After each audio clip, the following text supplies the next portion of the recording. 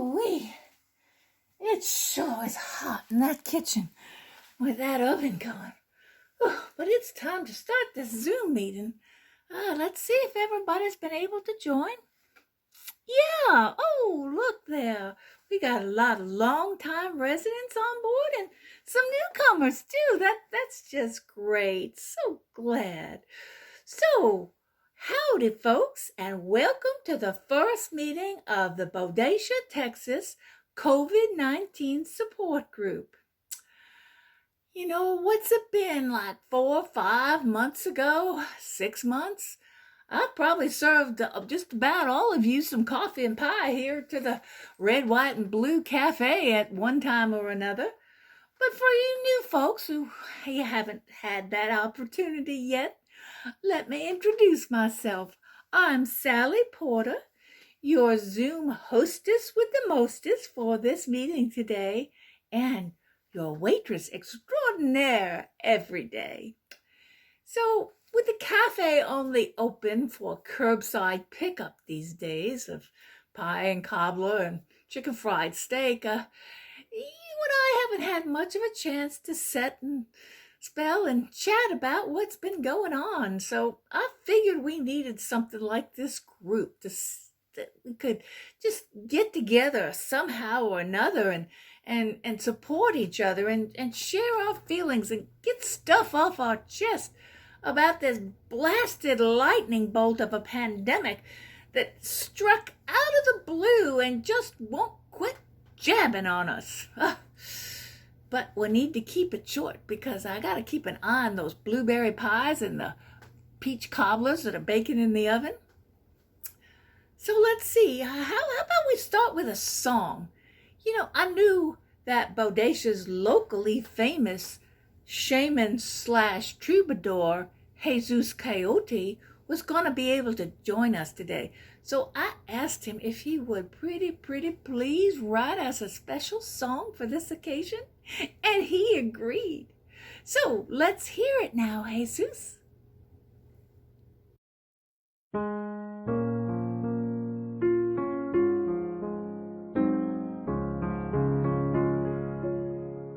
COVID-19, you heartless scourge, you've got me on lockdown. I'm bored till I am on the verge of a major breakdown. 'Twas you that came and cramped my style. 'Twas you that killed my buzz. You came a thief and stole my smile. That's just the way it was. I was content and having fun. My life was moving on. But now my bliss is all undone, and all my joy is gone. I wish that you just go away and come back here no more. I long for the day when I can go back to the grocery store.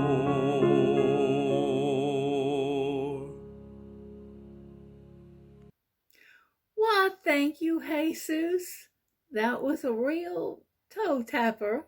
Well, now then, Since this is our first meeting and some of you might be a little unfamiliar with Zooming and maybe a little shy, I'll go ahead and break the ice by going first. So this pandemic thing, how do I feel about it? Well, it's a nightmare that runs 24/7 for me. Most folks in Bodacia consider my red, white, and blue cafe an essential service, so I won't shut down. But I can't do it up right anymore either. Just think about it. You can't sit down to a nice hot chicken fried steak served to you with a big smile by yours truly, honky-tonk tunes playing in the background, surrounded by your best buds. No. The best I can do these days is serve you lukewarm takeout in a plastic box. It just ain't as good, I'll tell you. And can you even see me smiling at you from behind my mask? Now, don't get me wrong. I'm all for these masks. And for hand washing and for social distancing and anything else that Dr. Fauci says I should be doing to protect others in case I might have the COVID with no symptoms. But let's think about it. I have to work for a living, and I am blessed to still have a job. I know that. But I am also of a mature enough age to be in a high-risk group now. And so I sure wish that others would be worried about me and wear their masks. Yeah, I hear all the excuses they give. Some folks figure that they're young and healthy and they just won't get it really as sick as anybody else. And other folks, well, they think that the coronavirus only infects city folks and that we can't get it out here in the fresh country air. And then there's some that feel they don't have to wear one because they got their rights and won't be told what to do. And besides, the president doesn't wear one either. So I'm sure there's just some that are just so scared and so sick of being isolated that they've just given up altogether and they just don't care anymore. Well, people, I'm here to tell you, no, you gotta keep caring. This thing is a heartless killer, no matter who you are. Now, you've all heard me speak about my sweet youngest sister, little sweet Sue, out in San Angelo. Yeah, the good Lord must have thought we needed an angel dropped into our rough and tumble family when he gave us Sue. What a sweetheart. Sue just never met anybody she didn't like. I wish I could say the same. And she always had that smile that would light up any place she was. And she volunteered for anything before she even knew what it was people wanted of her. At church, you could find her cooking spaghetti for 80, putting out the potluck casseroles, washing dishes, making coffee, whatever it was anybody needed, and always with that smile. You might not know that Sue tutored underprivileged children also, and she volunteered at the hospital over in Bodacia. Back in March, when the COVID really started acting up, she saw that the medical folks and the first responders didn't have enough personal protective equipment, so she started sewing masks for them, and she just gave them to them. And then she started sewing masks for regular people and just gave them away free. And she'd go ahead and embroider them with anything you wanted on it, flowers, footballs, whatever. And then she just loved doing them for the little kids, too. She'd make their little masks, and she'd put puppies or kitties or flying piggies on it or whatever, and just give them to them. So cute. So Sue. Now, here's what I've been holding back from you all. Something that's been balled up inside me and that I just haven't been able to talk about until now. Back in July, when the governor lifted the stay-at-home order, Sue was so happy. It meant she could go to the stock auction in San Angelo, something she did every year at that time. And of course she went wearing her mask, but she found that only a few other people were wearing their masks.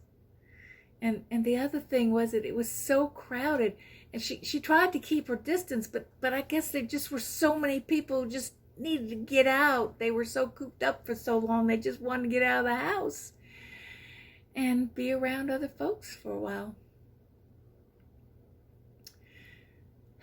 A few days later, Sue got a real bad headache and a nagging cough, so she went to see Doc Welby, and she expected him to just say, oh, it's just seasonal allergies kicking up, don't worry about it. But he did say she did have a cold and to just go home and drink some chicken soup and take some aspirin, and everything would be okay.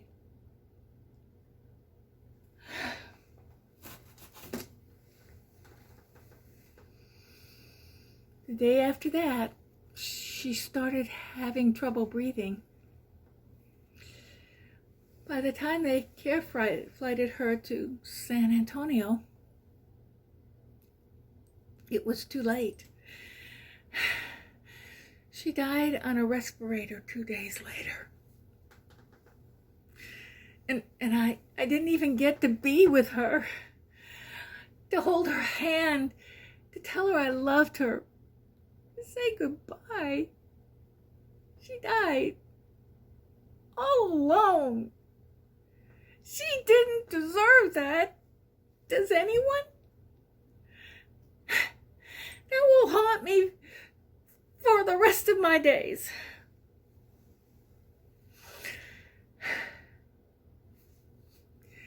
She was only 55. And now she's gone. Her 3 kids, her 5 grandkids, and me now must go on without sweet Sue and that sunny smile of hers. Why? Because wearing a mask for a couple of hours to protect others was just too much to ask of her fellow human beings. So like I said, coronavirus is a nightmare for me any way you look at it. And now you know why. Thanks for listening.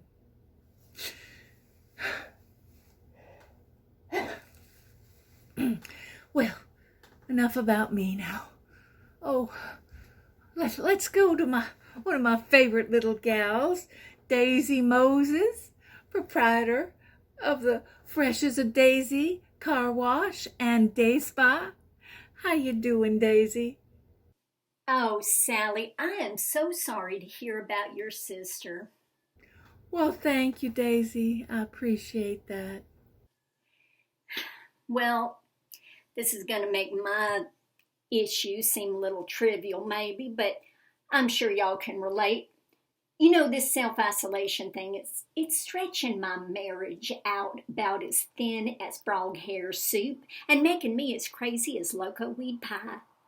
Sorry for the double food metaphor. I have food on the brain, and there's a reason for that.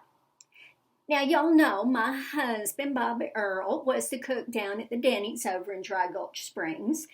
They shut down in April and went under before phase 1, so now he's unemployed. And he's here, in the house, with me, 24 hours a day. Now, don't get me wrong, I love my husband. He's a dear man. He's been good to me for these 18 years. He's kind and funny, a good dancer, and he makes a wicked jalapeno omelet. It's just that now that we're cooped up together, day after day after day after day, I've begun to notice little things that he does that just shiver my nerves, like the sound of a shopping cart scraping all the way down the side of your new F-150. We've all been there, right?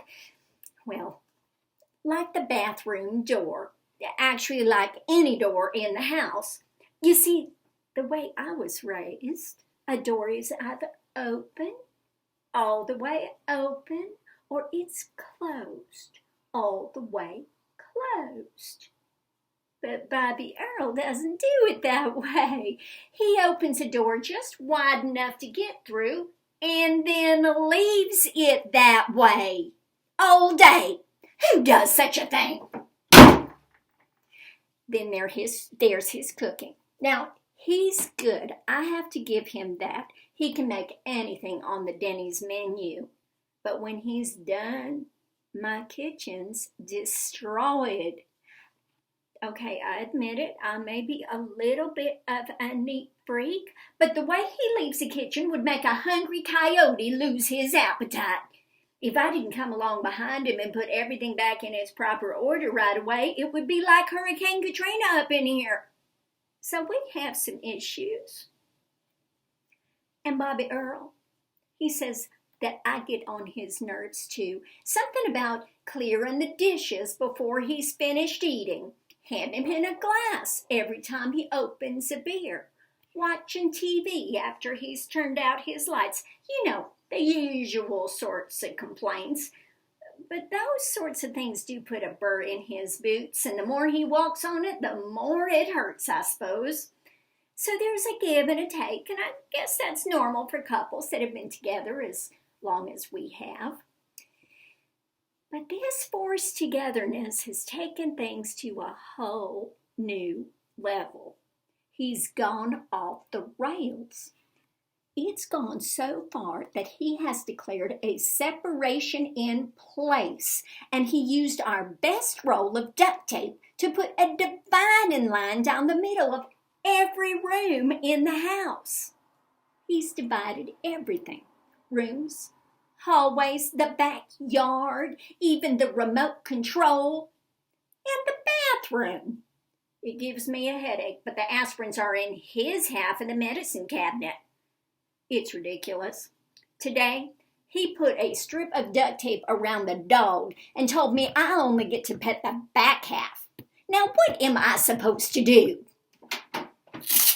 Oh, Bobby Earl Moses, get out of here. I swear that man's gone just a few fries short of a Happy Meal. See what I mean? See what I have to deal with? How this ends, I don't know. This phase can't go on too much longer because he's almost out of duct tape. They say love conquers all, and I hope they're right because I do love him. I'm going to hang my hat on that. I'll just bless his heart and love him until we either get through this or explode, whichever comes first. What else can I do? So that's it. That's my tale from the quarantine, and I'm sticking to it. Like duct tape. Well, you just hang in there, Daisy girl. You know the old saying, when you're at the bottom, the only way is up. So hang in there and take it easy. Now let's see, who shall we speak with next? Oh, Reverend Dwayne Gallstone. Let's hear from you. For those of you who are new to Bodacia, Reverend Gallstone is the pastor at Bodacia's own First Come, First Saved Baptist Church. So, Reverend Gallstone, tell us, what is your take on this COVID? We'd like to know. Thank you, Sister Sally. And to you, Daisy, I'd like to say, may the Lord bless you and keep you in your time of domestic tribulation. And in my experience, nothing heals families in conflict like prayer. So I recommend that the two of you pray together for at least an hour every day. That ought to put a lid on your teapot. Now as to how I see this pandemic. I see it in biblical terms, just like I see everything else. And what I see is the wrath of God.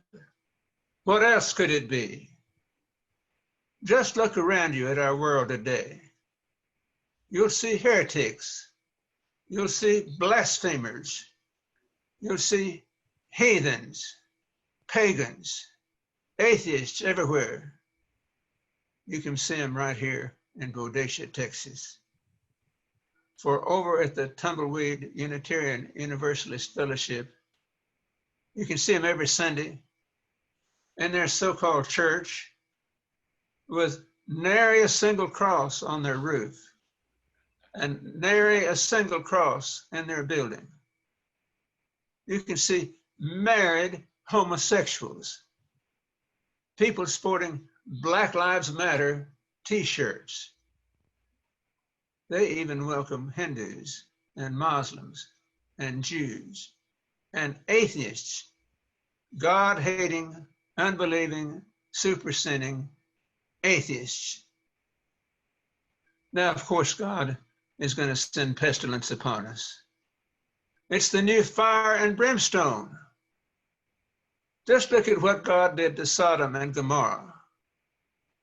The Bible tells us that God in his wrath and in his anger turned the whole land to brimstone and salt and burning, nor any grass groweth therein. And why? Why did God destroy every man, woman, and child in those cities? Because the Bible tells us pride, fullness of bread, abundance of idleness was in her and in her daughters. Neither did she strengthen the hand of the poor and needy. And they were haughty, committing abominations before the Lord. Therefore, the Lord says, I took them away as I saw good. What else could a loving, merciful Father God do? He even turned Lot's wife into a pillar of salt as a bonus. Should he love us any less? Now, do you know anyone full of pride, bread, and abundance of idleness? Anyone haughty who commits abominations? Anyone who does not strengthen the hand of the poor and needy?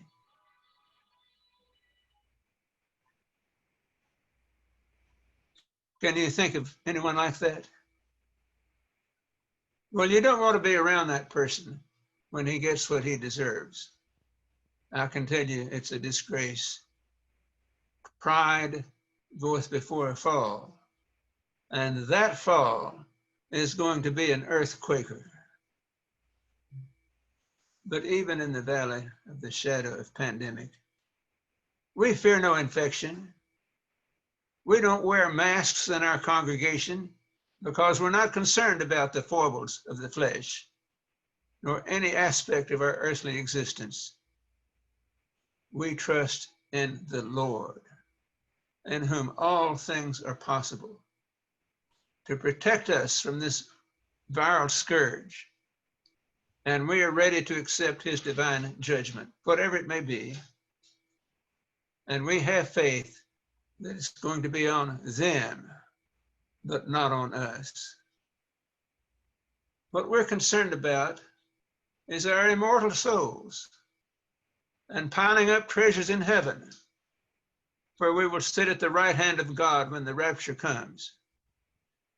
And you can't get there by sinning, brothers and sisters. So repent, ye deviant lovers, ye tolerators, ye liberals. I pray for thy salvation, but ye must repent. God sent this plague upon us to chastise us and cleanse us and save us from ourselves. You want to survive this scourge? Repent. Praise his name. Prostrate yourselves before him.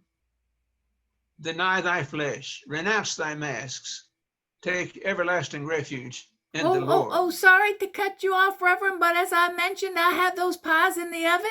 But I do thank you for that holy tongue lashing. Nobody does it better than you. Now let's see, who shall we call next? Let's talk to you now, Colleen Reyes. You're Bodacia's one and only nurse practitioner. What does COVID-19 look like to a healthcare professional like you? Hey, Sally, it's good to see you. I'll tell you, this thing looks like the most tragic healthcare disaster since the Spanish flu 100 years ago.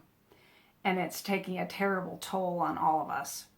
Listen, I apologize if I rush through this meeting. I gotta leave a little bit early. I'm driving the carpool to Austin for the protest. But I want to tell you what's going on, and then I'm just going to have to go. So here in Bodacia, we've only had a handful of cases, but for my cousin Mary, it's an entirely different story. She's an RN assigned to the ICU at the Florence Nightingale Hospital in Houston, where they've seen thousands of cases and hundreds of deaths. And I'm afraid she's been changed forever. She only has time to send me text messages, but I think I have a pretty clear picture of what she's going through. So looking at some of her text messages, I'll tell you. She gets up every morning at 4:30 and leaves her house at 5:30 for a shift that often stretches to 14 hours. And she says that every day when she leaves home, she has to live with the fear that she will get infected at work and bring it home to her family. She says in this one text message that when she gets to work, she says it's like entering a war zone where conditions are far worse than most people can imagine. And back in March, April, and into May, there was not enough PPE, especially the N95 masks she and her coworkers need to protect themselves. And then she said this, she said that the hospital administrators told them to clean their masks with cleaning procedures not up to CDC standards and reuse them for days on end. And when they complained, they were told to use bandanas or coffee filters to protect themselves. It must have been terrifying. And then she sent me this other text message where she says when she gets home, she, her husband, and her kids all ache to be together, but they know they can't touch until she's disinfected her shoes. Come inside, undressed, put her clothes in the washer, showered, and scrubbed herself down with chlorhexidine. Then they hug and spend a few precious moments together before the kids have to go to bed. She says she lives for those moments and longs for the day when this is all over. And then she texted this. She says that's not the worst of it. She says the worst of it is the way this virus isolates the patients. They have to face the scariest times of their lives completely alone. She says she sees fear and sadness and desperation in their eyes, feels it in her chest and in her stomach. Sometimes she holds their hand as they die, and some of them are young, in their 30s and 40s. That's the kind of stress that takes a toll. And then she texted me that twice in the last 4 months, she came down with textbook COVID symptoms only to test negative and have to go right back to work after only a couple days rest. But she's proud to be a member of a team that's like a second family, and she doesn't want to let them down, or does she want to let down the seemingly endless procession of critically ill patients for whom she is the only connection to their loved ones? So every day Mary gets up at 4:30. She leaves the house before her family wakes up and goes to risk her life to do unto others as she would have others do unto her. Compared to what this pandemic has done to her, what it has done to me is nothing. I gotta go. I gotta get out of here. Gotta get to this protest in Austin. You be safe. You be well. Talk to you later. Why, of course you're excused, Colleen. You just hurry on off. I know that you're very active in the Social Justice Committee at the Tumbleweed Unitarian Universalist Fellowship here in Bodacia, and they do such good work. So you just go and keep it right up, and bless your heart. And thank you for bringing the insight from your cousin. I mean, it just goes to show how much we all owe to these folks who are fighting this horrible disease up close and personal in the front lines. Bless their hearts too. Now let's see, who shall we talk with next? Oh yes, Sarah Ann Ingram. Let's hear how you feel about this pandemic. Sarah Ann is the vice president of the West Texas Deep State Investigators Association. So Sarah Ann, what are your feelings? Oh, hi y'all. You want to know what I think about this pandemic? COVID-19 is a hoax. Oh, it's a real disease, but it's not nearly as bad as the lamestream media's been reporting. Plus, you've got all those other desperate shadow organizations, and you know who I'm talking about. The Deep State, Big Pharma, Antifa, Big Tech, George Soros, the Clinton Foundation, and international Jewry. COVID-19 is no worse than any other flu. All these huge numbers you hear people talking about, that's just fake news. The real agenda of the traitors in the government, I am here to tell you, is much worse. Haven't you asked yourselves, why would the brainless left want to proliferate such ridiculous lies about the China virus? Well, let me tell you, they want to use it to justify the tyranny of contact tracing programs. Have you ever heard of HR 6666 and notice there are 2 signs of the devil in that number? And that's no coincidence. HR 6666 is a piece of federal legislation sponsored by a Dem, of course, that would earmark $100 billion for states to hire COVID-19 contact tracers. Why, here in Texas, there's a $295 million contract that's been issued so that they can hire a bunch of public health gumshoes. And if that's not conspiracy, I don't know what is.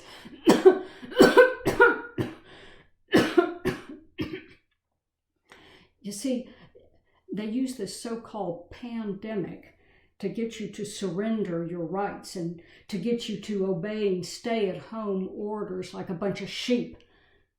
And then they get you to submit to tracing. Total enslavement by the powerful world government. Oh, and I don't have to tell you what comes next. They know where to find you, so they can come and take your guns away when the boogaloo comes. I stand with Amanda Chase, Virginia State Senator, who published on Facebook, "I will not be masked, tested, tracked, or chipped to support this liberal agenda." That's why I joined the Bodacia chapter of the Texas Boogaloo. We meet to discuss what to do about lockdowns and other violations of our civil rights, and we don't wear masks. We talk about issues that are important to us and what to do about civic concerns like weapons selection, combat medicine, explosives, tactical evasion, and we hear survival tips from some of the top experts in the states. We share vegetable-free meals, and we don't wear masks. We get together and build bonfires and sing "Onward, Christian Soldiers." It's a wonderful organization, and I want to invite each and every one of you to come and join us. except for you, Jesus. You're just too ethnically challenged. So until next week, resist deep state tyranny. Keep your guns handy and your powder dry.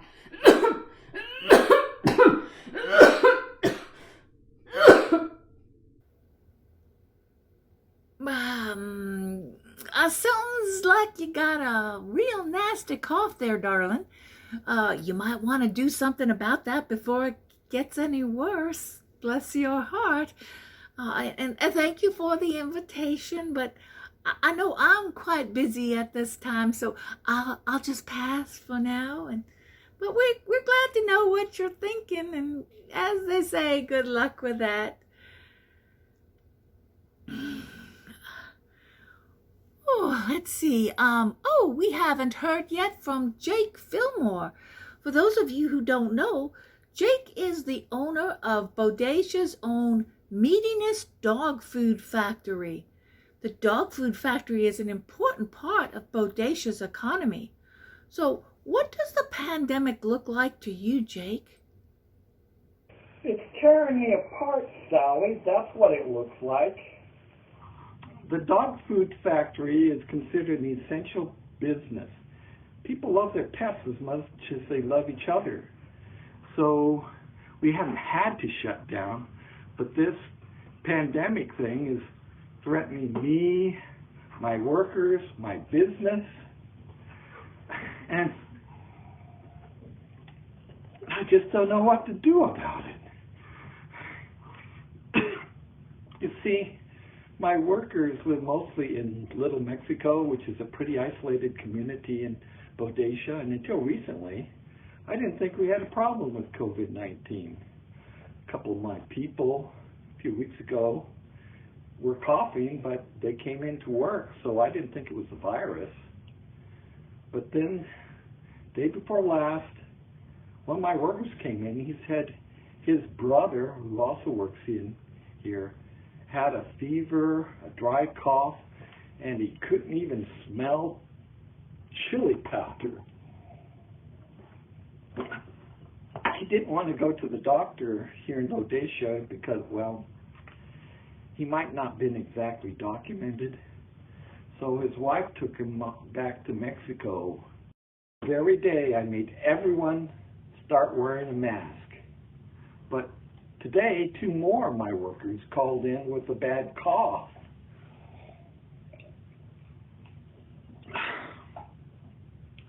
So, it's here. And if I don't do something about it, I'm not going to have the workers to fill my cans. My workers work shoulder to shoulder. That's the way the factory was built for maximum efficiency. Spreading them out would require complete rework of my production line, cost thousands of dollars, and take several months to complete. And by that time, most of my workers are probably living in San Antonio. But if I keep things just the way they are and hope for the best, I just might get the worst, losing workers to the flu, and that's definitely the worst.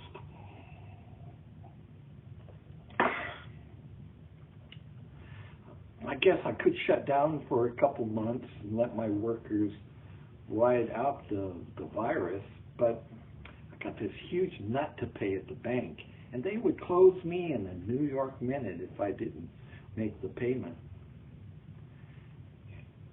And besides, my workers generally live paycheck to paycheck, and I couldn't afford to pay them without any cash flow. What's going to happen to them? I know for a fact that the Bodacia Food Bank only has like 6 cans of chili, well, that's what we call it, and 2 sacks of cornmeal. Now, I know some people say that by staying open, I'm just a greedy capitalist with more regard for my profit than my workers. But that's not the way it is. Every choice I have is a bad choice. If I stay open, my workers may get sick and die, But if I close the factory, I will lose the factory and then lose their jobs. I'm damned if I do and damned if I don't. And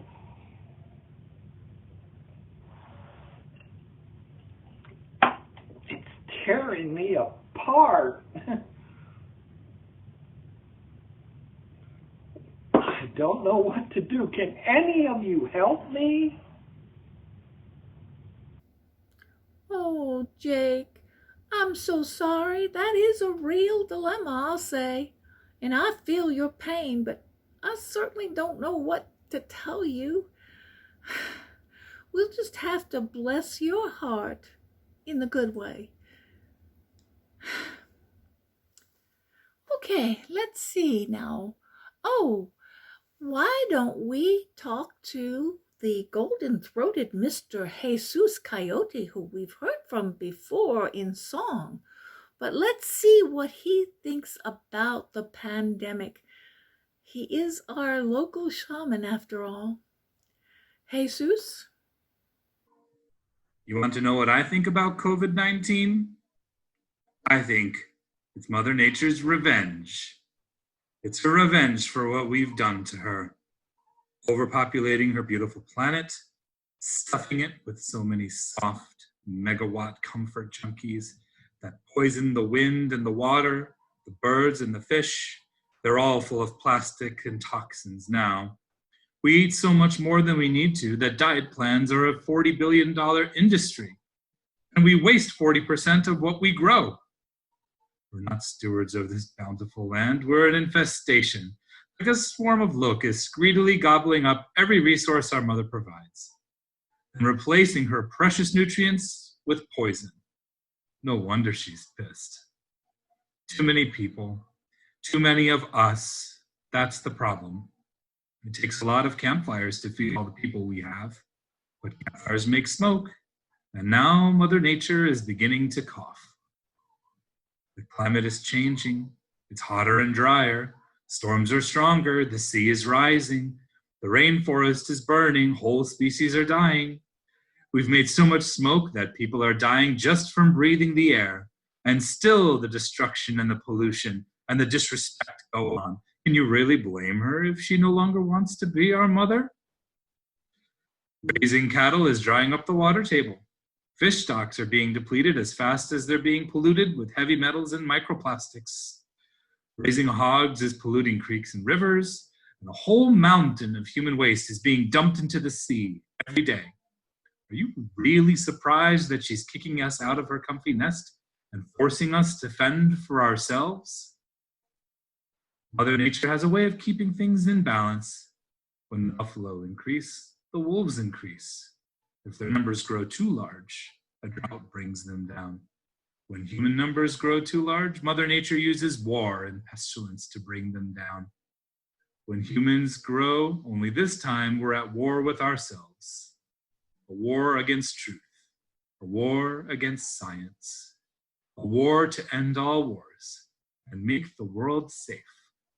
Safe for cockroaches and coyotes.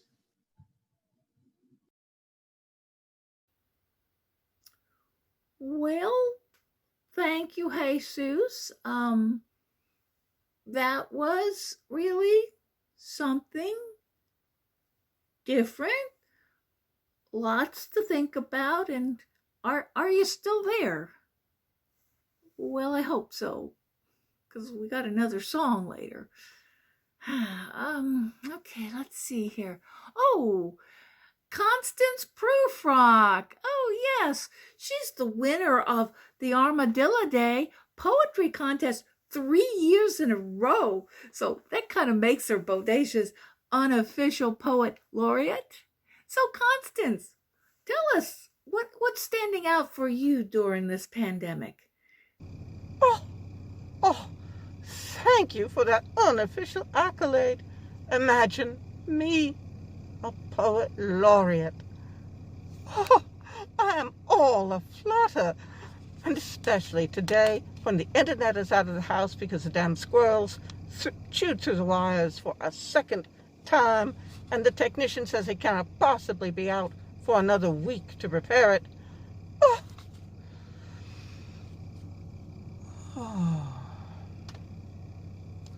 I just had to come out to sit in the truck and look at kids playing in the park. To believe that we will get through this. I'm sorry, I believe I hear the truck engine. I'm going to turn it off just for this next little bit. Now, as my perspective on this COVID-19 pandemic has prompted me to write a poem, a tribute really, to those whose contributions to our survival have been essential and whose recognition has been tragically overlooked. I'm talking about those who stand behind those who stand behind those on the front line, those who make it possible for those to make it possible for those on the front lines to treat those afflicted with this terrible disease. As my contribution to our Zoom-in here today, I'd like to read it to y'all. Ode to the Third Tier. Here's to all the unsung heroes, both the he and the sheroes, who have the heart, the ways, the means to help us survive from behind the scenes. Thanks to them we worry not, despite the pandemic and all that it's brought, and our only fear is the fear of fear, for we have behind us the noble third tier. Without the fame of doctors and nurses, lauded in songs and blogs and in verses, the third tier is there both day and both night. That they are unsung, well, that's just not right. So let's hear it for drivers of cars and of trucks who bring wanted stuff for just a few bucks. Groceries and burgers and essential libations to keep us all sated in all our locations. And then come the valiant sanitation technicians. These are people with critical missions. They keep us from drowning in unwanted stuff. They work without end. Well, it's never enough. But the one who really bounces my ball is the one who brings items both large and both small. From everything, anything, whatever I need, delivered to me with adequate speed. From widgets to gizmos and thingamabobs, the one brings it all in heaps and in gobs. Who is this champion that I'm doting on? Well, this is the driver from Amazon. Hallelujah for the third tier. Thank you. Thank you. Oh. I am so glad for this meeting. Thank you. Oh, Constance, you have outdone yourself. Oh, I am deeply touched. Thank you, darling. Thank you so much. And I love my Amazon man, too. I know what you mean there. Well, let's see. Oh, okay. Thelma Crotchmeyer, how about you? What do you see when you look at the coronavirus?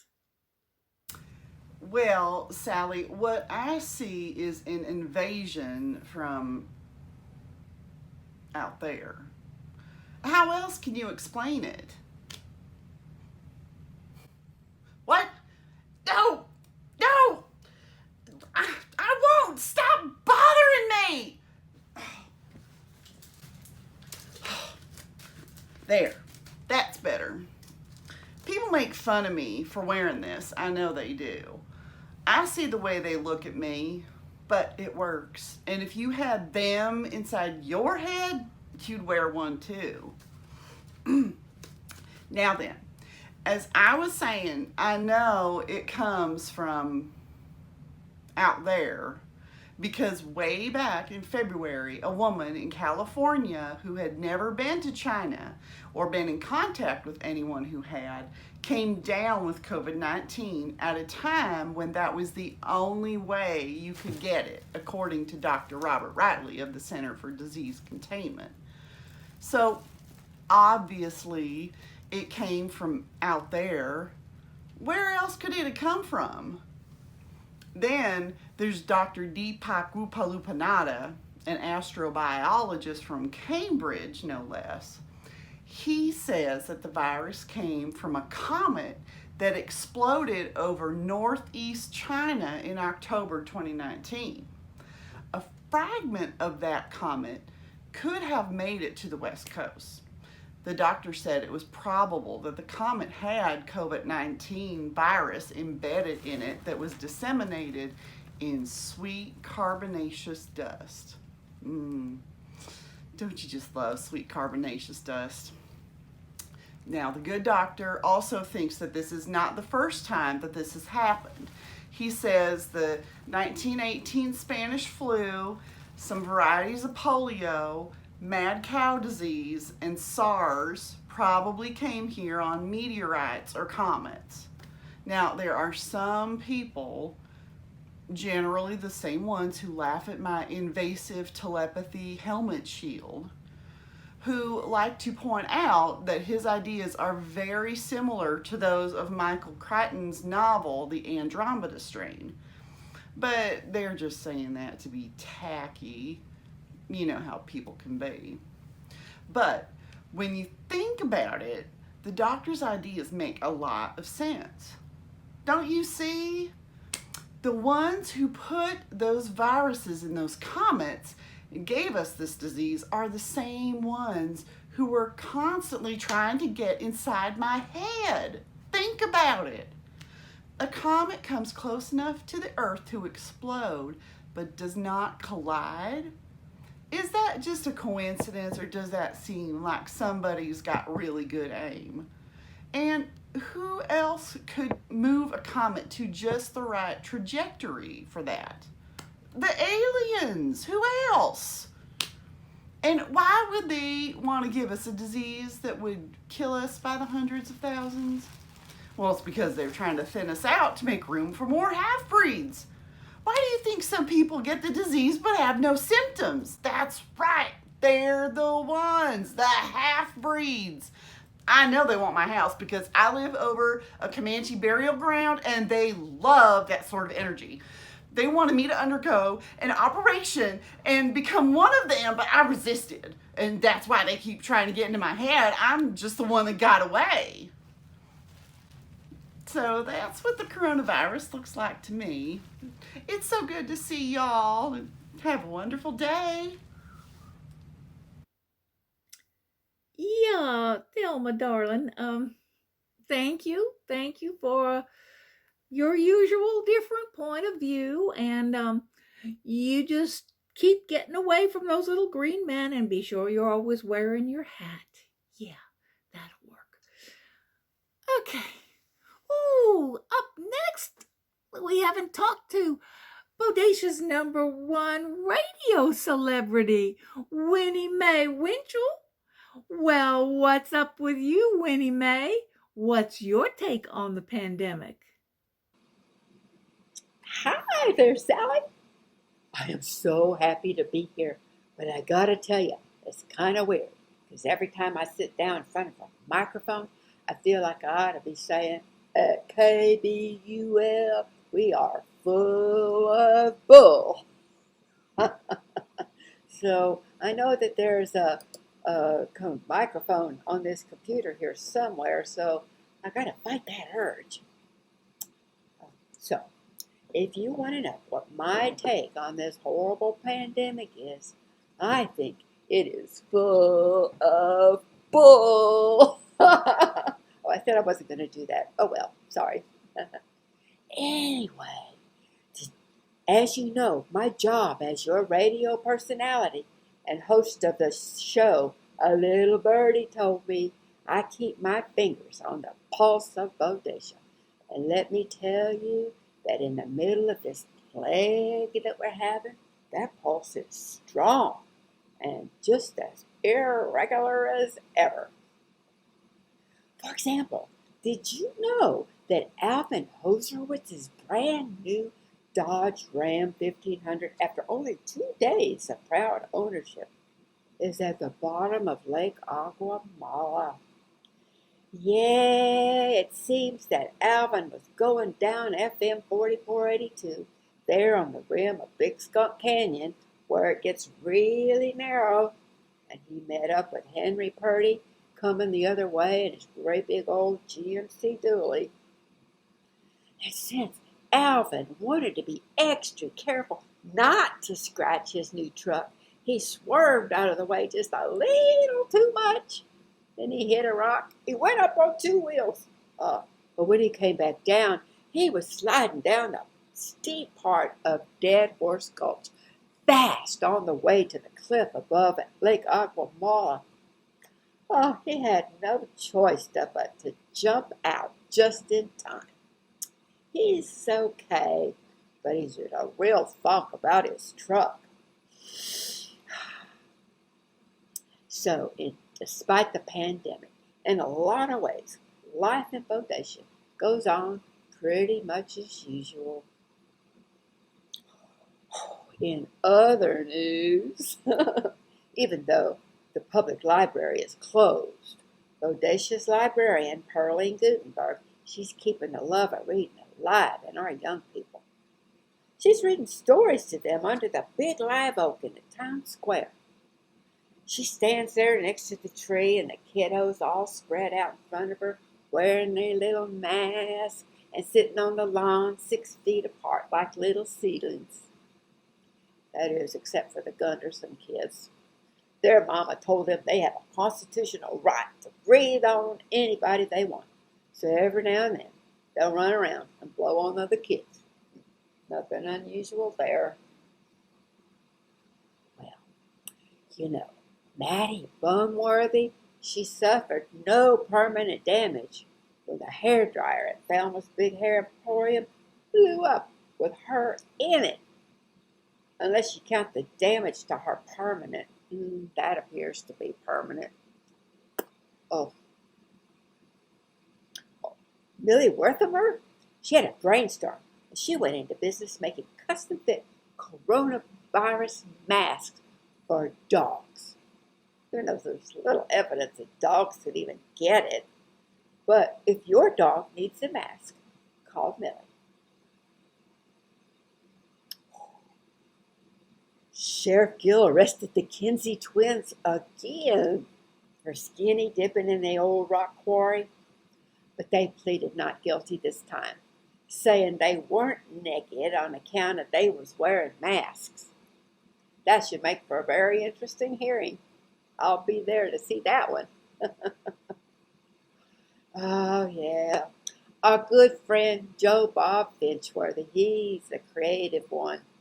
In order to get around the no indoor dining order, he ripped the roof completely off the seating area of his bodacious barbecue.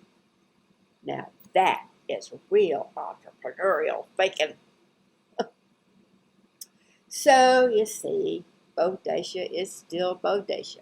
Pandemic or no pandemic. Some of the nicest and the orneriest and even the silliest folks you'll ever meet. Back to you, Sally. Well, thank you, Winnie Mae. You're just one of my favorite people, darling. You know that. Even though I think you're full of bull, but in a good way. Take care. Oh, let's see who we haven't heard from yet. Oh, Bodacia's English teacher emeritus is online with us, Miss Jane Bronte. I believe, Miss Bronte, that you have taught each and every one of us at one point or another, haven't you? Yes, I did, Sally. And you still owe me an essay on the use of circle symbols in the House of the Seven Gables. And yes, I taught every one of you at one point or another, except for you, Jesus. I never could teach you anything. Nevertheless, I have something I'd like to say to all of you. That's for what you've been thinking about me since I retired and became a disaster prepper. I saw you people whisper as I walked by. There goes Bonkers Bronte, snigger, snigger. Just because I stored a year's worth of emergency food, water, and chocolate in 5 connected buses, buried in my underground pasture. Well, now I get to tell all of you, I told you so. I told you the day would come when you'd wish you had a cozy bunker stocked with a year's supply of the Prepper Supplies Company finest freeze-dried masterpieces and a 100-volume literary classics collection. I have everything I need down there. Well, except for toilet paper. Hey, you didn't see that one coming either. But while you've all been running around scared to death of the coronavirus up here, I've been down there cozy as a mole for 6 weeks. Just me and Shakespeare, Cervantes, Dostoevsky, and all the rest. In fact, the only reason I came up to do this Zoom thing was because Oscar Wilde told me to. I know that sounds odd. But as I was rereading The Happy Prince one night, I guess I must have dozed off, because when I opened my eyes, there he was, sitting in my grandmother's rocking chair with a cup of tea. I said hello, and he said, there is only one thing in life worse than being talked about, and that is not being talked about. Then he yawned and faded away like the Cheshire Cat. So then the others started showing up. Hardy, Tolstoy, Melville, Dickens. Night after night, they just kept coming. And we had such wonderful conversations. And they had sound advice for me too. Avoid big white whales. Don't go messing around with the local preacher and end up with a letter on your chest.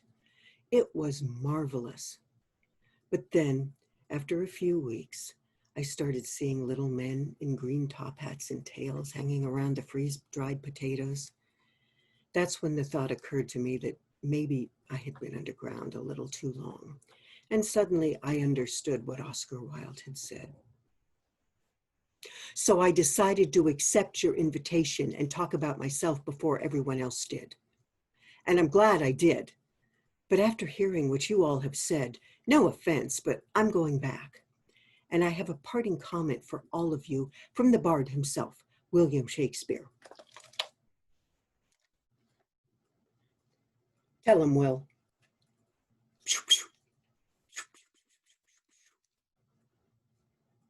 Later. Well, thank you, Miss Bronte. And I'll look for that essay. I know I did it. I just may not have turned it in, but I'll look for it. And please give my best to F. Scott Fitzgerald when you see him. Thank you. Okay, let's see. Oh, Jason Kennedy. He's the Bodacia High School science teacher. That's the closest thing to a scientist that Bodacia has. So, Jason, how does this healthcare holocaust look to you? Well, Sally, to answer your question directly, from my point of view, healthcare holocaust describes it pretty well. First, let me give you some real-world scientific, non-fake facts about COVID. Number 1, COVID-19 does not care who you are. It will infect you no matter what your age, gender, race, religion, or most of all, what your politics are. It is a completely apolitical virus between 120 and 160 nanometers in diameter that spreads primarily by riding on droplets expelled by humans with their mouths open. The source of all evil. They ride on droplets that average around 110,000 nanometers that fall to the ground after about 6 to 10 feet.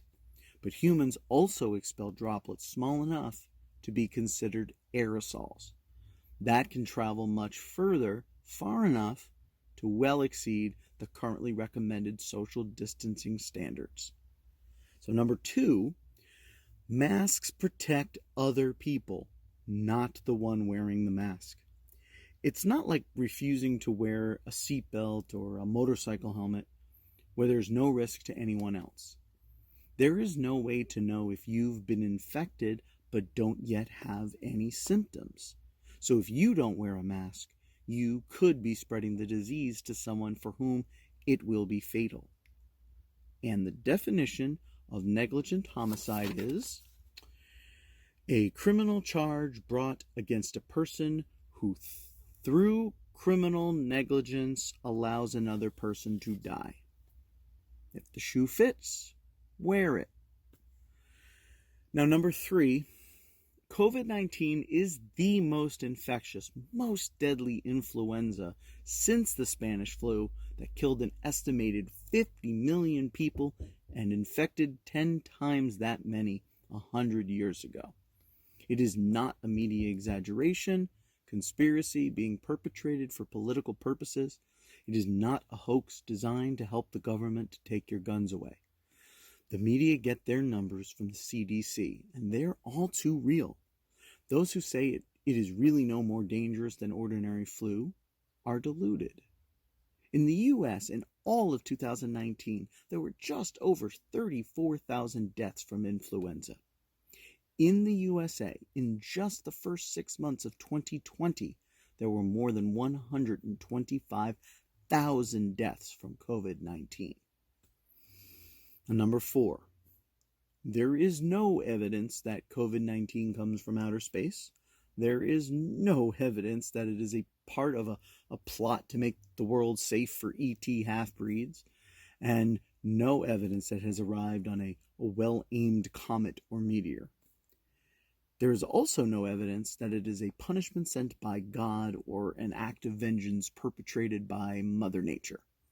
It is simply Mother Nature doing what Mother Nature does, indifferently applying the same principles of genetic mutation that brought us human beings. Number 5, wearing a mask is not a political statement. It's an IQ test. As the young COVID party attendee in San Antonio said in his last words, "I think I made a mistake. I thought it was a hoax, but it's not." Can you imagine anything more tragic? Wearing masks, keeping social distance, and vigorous hand washing works. So far, that's the only thing that does work. So wear masks, keep your distance, wash your hands, and have a nice day. That's the way I see it, Sally. Well, thank you, Jason. It's no wonder you're such a good teacher. Look at how well you presented that. And these are lessons that we should all heed. This is very valuable science that we should pay attention to. So thank you. Well, it looks like we're down to one last person. Last but not least, Bodacia's hardware store owner and only self-avowed agnostic, Sherman Lumley.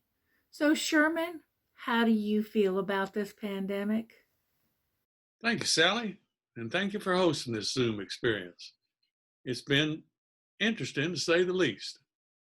To me, this pandemic seems to be about like anything else, another fine example of the irony principle at work. Now, different people have different ideas about what the organizing principle of the universe is. Some say it's God's will. Some say it's random chance. Some say it's cosmic consciousness, whatever that is. But I'm here to tell you that the organizing principle of the universe is irony. How else do you think Donald Trump became president? Irony. As we all know, this nation was founded on freedom and equality. Now, the equality part has never been completely realized, but the freedom part has been realized to a fault.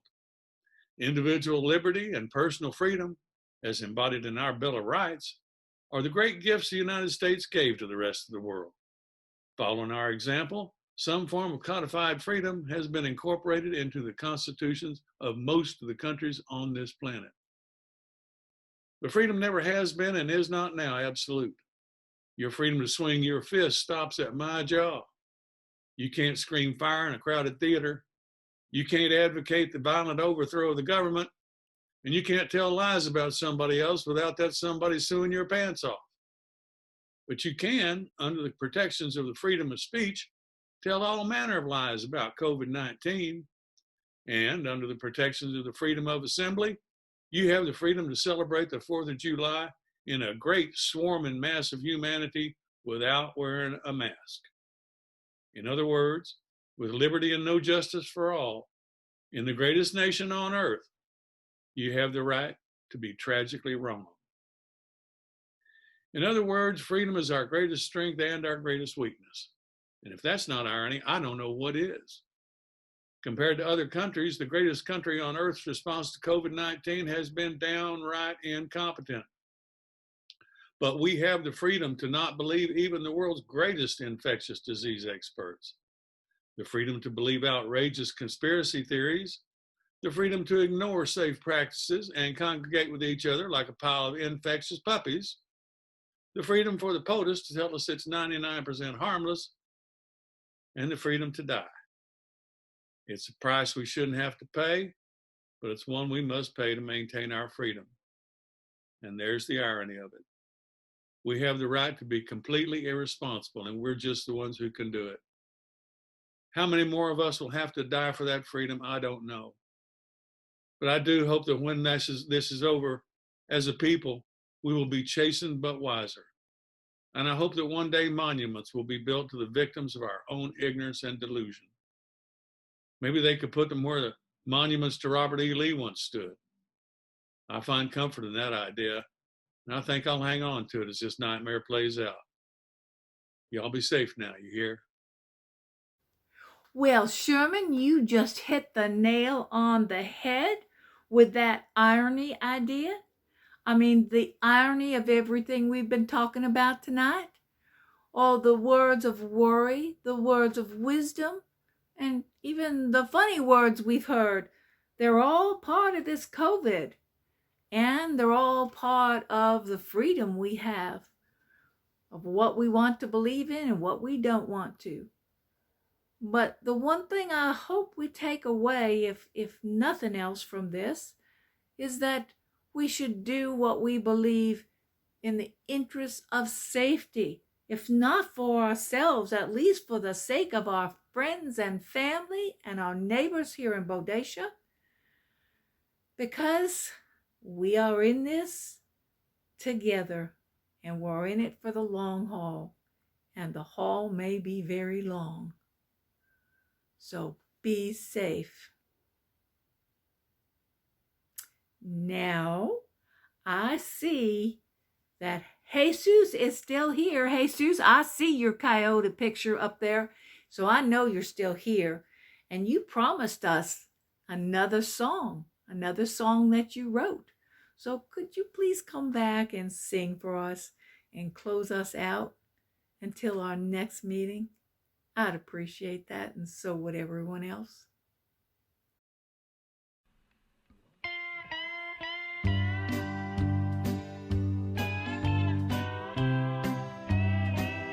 COVID-19, you piss me off. You fever me and make me cough. You make me tired. You make me ache. This ain't no hoax. This is no fake. I cannot smell. My throat is sore. It's hard to breathe, and there is more. My nose, it runs. My poo does too. I want to puke the whole night through. I'm all alone. No one comes near. They say that I'm someone to fear. I stay in bed in my bedroom. I don't go out, I only Zoom. But I am tough, I'll make it through. I'll persevere and beat these blues with Instacart and DoorDash too.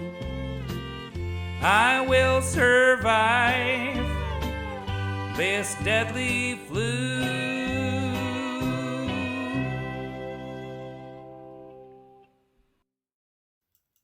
Why, thank you, Jesus. That was wonderful. Thank you for coming back and giving us that final song for today's meeting. That's the kitchen timer. That means the pies are ready. I better go get them out of the oven. So let me end this Zoom now. And thank y'all for being here. And until our next meeting, please be safe, be healthy, be happy, and be friendly. Bye-bye for now.